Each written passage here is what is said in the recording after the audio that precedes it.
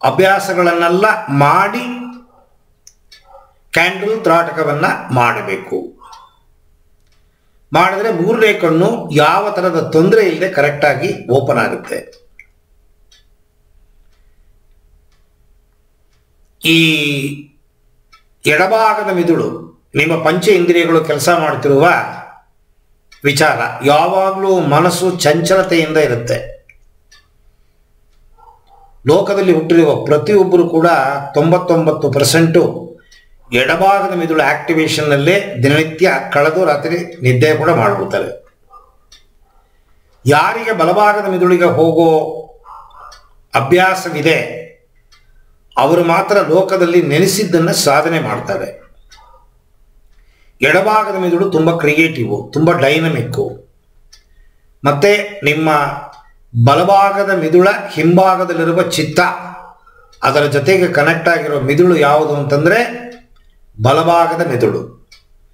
ಬಲಭಾಗದ ಮಿದುಳಿಗೆ ಹೋಗೋದಕ್ಕೆ ಬೇಕಷ್ಟು ನಿಮಗೆ ನಾನು 2 ವಿಡಿಯೋ ಕಳಿಸಿದ್ದೀನಿ. ಅದು ಪ್ಲಸ್ ಇವಾಗ ನಾನು ಹೇಳಿಕೊಡೋ ಈ ವಿಚಾರ. ಈ ಕ್ಯಾಂಡಲ್ ತ್ರಾಟಕ ಏನು ಮಾಡುತ್ತೆ ಅಂತಂದರೆ ಫಸ್ಟು ನಿಮ್ಮ ಆಲೋಚನೆಗಳನ್ನು ನಿಲ್ಲಿಸುತ್ತೆ. ಕಾನ್ಷಿಯಸ್ ಇಂದ ಸಬ್ ಕಾನ್ಷಿಯಸ್ಸಿಗೆ ಹೋಗೋದಕ್ಕೆ ದಾರಿ ಮಾಡಿ ಕೊಡುತ್ತೆ. ಶುರುವಿನಲ್ಲಿ ಕ್ಯಾಂಡಲ್ ಜ್ಯೋತಿ ಕಣ್ಣು ಮುಂದೆ ಕಾಣೋದಿಲ್ಲ, ನೀವು ಎಷ್ಟೇ ಪ್ರಯತ್ನ ಮಾಡಿದ್ರೂ ಕಾಣೋದಿಲ್ಲ.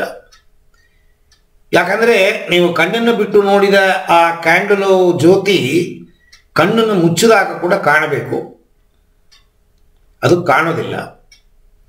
ಯಾಕೆ ಕಾಣೋದಿಲ್ಲ ಅಂತಂದರೆ ನಿಮ್ಮ ಸಬ್ ಕಾನ್ಷಿಯಸ್ ಒಳಗಡೆ ಬೇಕಷ್ಟು ಬೆಳೆದೇ ಇರೋ ವಿಚಾರಗಳೆಲ್ಲ ಸೇರಿಕೊಂಡಿರೋದ್ರಿಂದ ಅದು ನಿಮಗೆ ಮುಂದೆ ಬರುತ್ತೆ ಹೊರತು ಈ ಕ್ಯಾಂಡಲ್ ಜ್ಯೋತಿ ಮುಂದೆ ಬರೋದಿಲ್ಲ.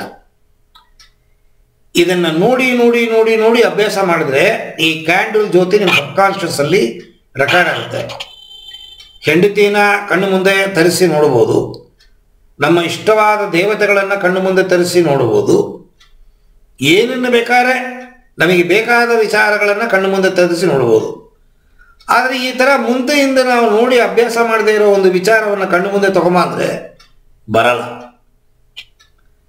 ಅದು ಯಾಕೆ ಬರೋದಿಲ್ಲ ಅಂತಂದರೆ ನಿಮ್ಮ ಮೈಂಡು ಕಾನ್ಷಿಯಸ್ಸಲ್ಲೇ ಇದೆ, ಸಬ್ ಕಾನ್ಷಿಯಸ್ಸಿಗೆ ಹೋಗೋದಿಲ್ಲ.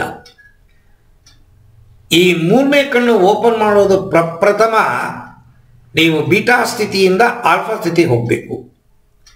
ಅಂದರೆ ಧ್ಯಾನ ಮಾಡುವ ಸ್ಥಿತಿ. ಧ್ಯಾನ ಮಾಡುವ ಸ್ಥಿತಿ ಯಾವುದು ಅಂತಂದರೆ ಬಲಭಾಗದ ಮೆದುಳು. ಅದನ್ನು ಹೋಗೋದಕ್ಕೆ ನೀವು ಇದನ್ನು ಅಭ್ಯಾಸ ಮಾಡಲೇಬೇಕು.